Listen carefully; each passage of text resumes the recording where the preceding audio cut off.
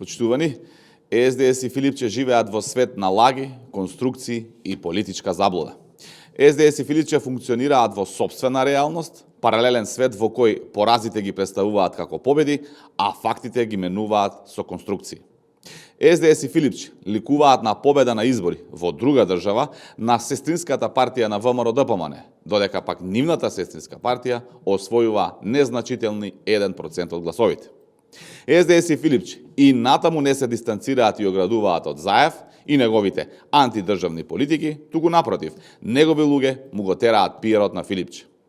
СДС и Филипче не ја разбраа пораката од граѓаните на парламентарните и претседателските избори, кога освоија само 18 пратеника, најмалку во историјата.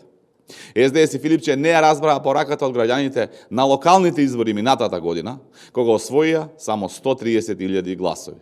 Тие тоа дури го представија како огромен успех. Во нивниот свет на илузии, тие се представуваат како успешни, иако нивната поддршка е сведена на минимум. Време е СДС и Филипче да се разбудат од оваа политичка фантазија и конечно да се соочат со реалност. Ви благодарам. Доколку имате прашања, повелете. Од СДСМ денес повторно ве обвинија дека водите лоши економски политики. Дали може ваш коментар?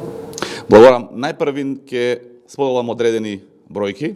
Во 2022 година инфлацијата на храната беше 24,8%. Во 2023 година инфлацијата на храната беше 16,8%, додека денес, во 2026 година, инфлацијата е 4,9%. Цените на горива во најголемата криза во историјата денес, поголема од оние две кризи во 70-тите и во 2022 година, цената е околу 1,5 евра или 90 денари. Да се подсетиме, во 2022 година цената на горивата беше 110 денари. Платите во јавниот сектор секаде се зголемени со план до 2028 година за 40 до 60%.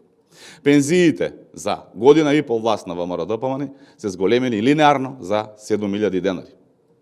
Секоја година враќаме долгови во просек од околу 2 милиарди евра.